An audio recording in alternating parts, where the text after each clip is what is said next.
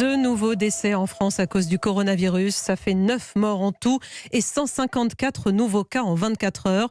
Au total, 577 personnes infectées chez nous et la hausse est de plus en plus marquée. Et cette hausse, elle est vertigineuse. Dans le département du Haut-Rhin, le nombre de cas a été multiplié par 8 en 48 heures. Plus de 80 malades désormais. Bonsoir Arthur Mbaché. Bonsoir Florence. Vous êtes sur place pour Europe 1 et du coup, le département prend des mesures drastiques comme la fermeture d'une centaine d'établissements scolaires.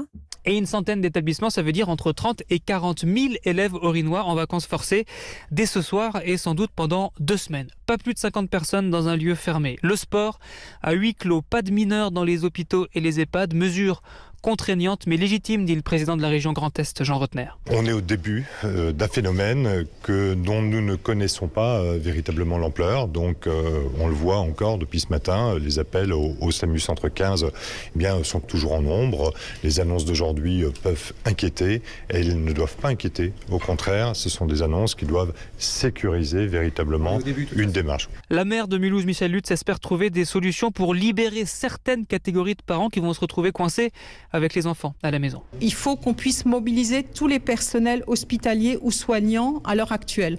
Pour ce faire, il faut que nous leur assurions aussi une garde possible de leurs enfants pour qu'ils puissent exercer leur métier. Nous réfléchissons depuis effectivement ce matin à une solution. Ça peut se manifester qu'on mette un lieu à disposition par exemple. Nous n'avons pas encore déterminé le périmètre et toutes les mesures que nous allons prendre. Avec le risque évidemment, en mutualisant la garde d'enfants, de recréer, de refabriquer de nouveaux lieux de circulation du virus. C'est pas simple. Merci Arthur Mbaché. Effectivement, c'est pas simple et un nouveau foyer de contamination a été identifié dans le Val d'Oise. Cette fois, 9 cas dont un dans un état sévère à Méry-sur-Oise.